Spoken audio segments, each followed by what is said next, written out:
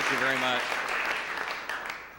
Well, it is a great pleasure for me to be here for the swearing-in of our friend Carla Hills as U.S. Trade Representative. This is a position of great importance to our country. And with the emergence of a truly global economy, trade issues have taken on a new prominence. And I think, as Lord Macaulay so rightly said, that free trade is one of the greatest blessings which a government can confer on a people.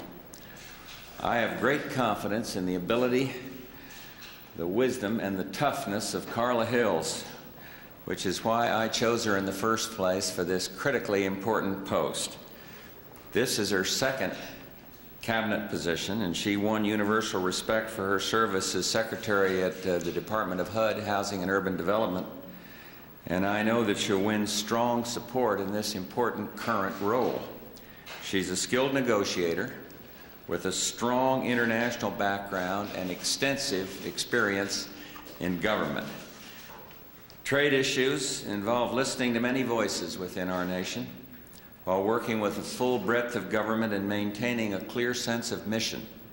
As I said when I nominated her, I can think of no one better suited to be America's trade minister at home and abroad. And Carla will have a very committed and talented group of people at USTR who work hard and bargain hard for the people of our country. I greatly respect, incidentally, the dedication and expertise of those with whom Carla will be working at USTR, and I'm glad that many of you are here with us today. America, as the world's #1 trading nation, has the largest stake in the continued expansion of world trade, which has been one of the key factors in our growing prosperity. In addition, our trade relationships are a vital factor in America's international alliances that help secure freedom and stability for so much of the world.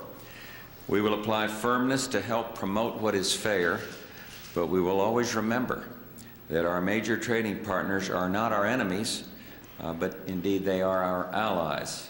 We have a leading role to play in modernizing a trading system that has served the world well over 4 decades. There's a new and dynamic international order in the economy that offers the chance for higher levels of prosperity for all nations which freely participate in this international economy. We want to do more to remove trade barriers, to address the issue of agriculture, and to bring the benefits of free trade to new areas, including services, investment, and the protection of intellectual property. The current Uruguay round of the GATT talks hold many opportunities for progress in multilateral negotiations. There's also a new international impetus for trade expansion created by our U.S.-Canada Free Trade Agreement. This agreement can serve as a model, and it proves that freer trade between nations is the wave of the future. Ladies and gentlemen, the goal of this administration's trade policy, simply put, is to open markets, not close them, to fight protectionism, not to give in to it. We don't want an America that is closed to the world. What we want is a world that is open to America. We're going to work to promote American exports and to see to it that in dealing with the United States, other nations play by the rules. As Carla said during her own confirmation hearings, we will open foreign markets with a crowbar where necessary, but with a handshake whenever possible. And Carla, it is now my pleasure to witness you take the oath of office, and we're very fortunate that Judge Scalia, one of our Supreme Court justices, is here with us today.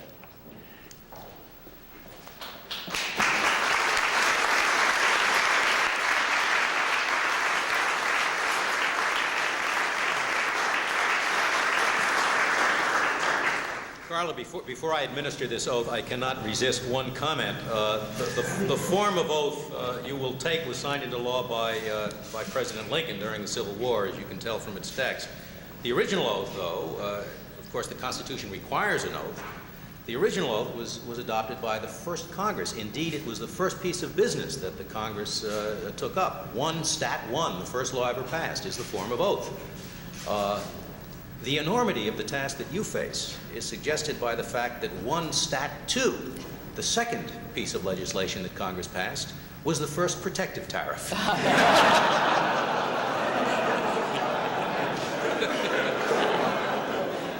If you will place your left hand on the Bible and raise your right hand, repeat after me. I, Carla Anderson Hills. I, Carla Anderson Hills. Do solemnly swear. Do solemnly swear. That I will support and defend the Constitution of the United States. That I will support and defend the Constitution of the United States. Against all enemies, foreign and domestic. Against all enemies, foreign and domestic. That I will bear true faith and allegiance to the same.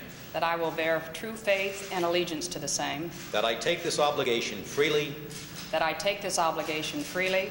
Without any mental reservation or purpose of evasion. Without any mental reservation or purpose of evasion. And that I will well and faithfully discharge. And that I will well and faithfully discharge. The duties of the office on which I am about to enter. The duties of the office on which I am about to enter. So help me God. So help me God. Congratulations. Thank you.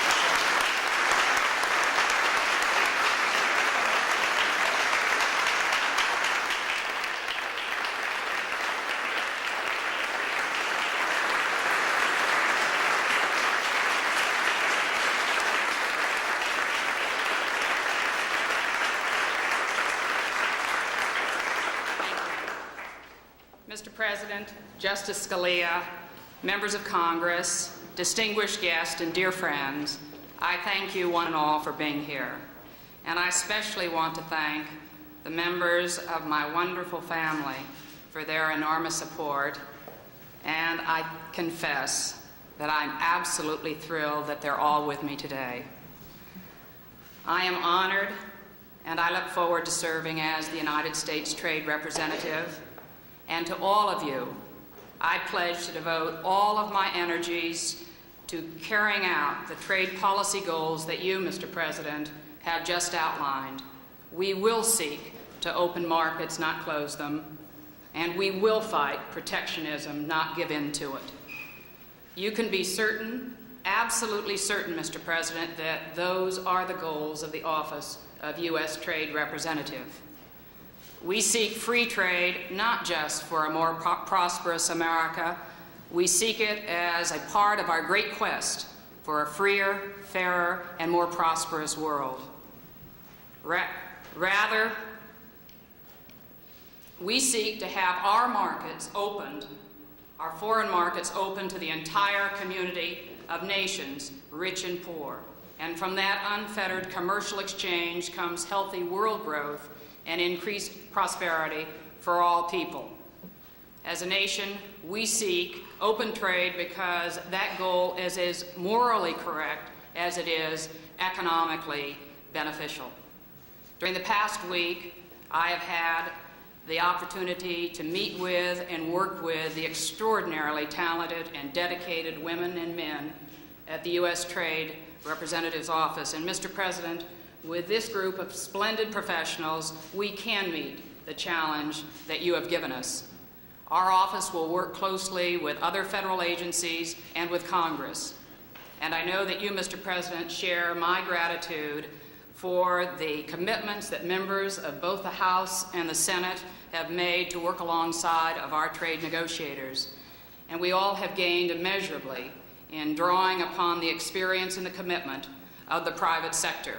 Together, we can build an expanding multilateral trade system based upon equitable, clear, and enforceable rules. We can strengthen our bilateral relationships, and we can uphold our trade laws. In short, we can do great things together.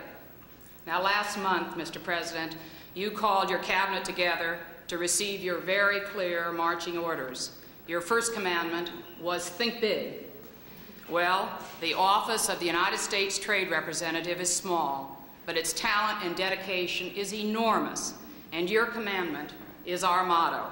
And in that spirit, Mr. President, we offer you a token of our wholehearted commitment to your goals and our great affection. And so if I could just give you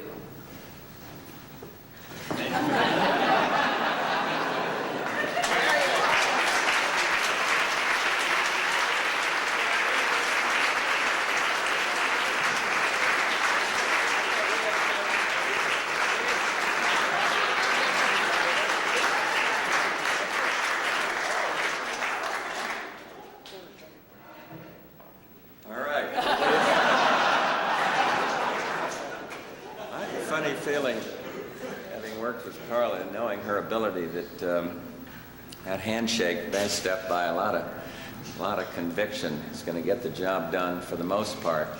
But I was thinking the other day when we had the Prime Minister of Japan here and he met Carla, perhaps not for the first time, but the first time officially with her new role about to unfold as USTR, and maybe I was dreaming something. But I thought I saw him looking her over very carefully, and I just have a funny feeling that that combination of the handshake and the crowbar is going to be tremendously successful. Thank you very much.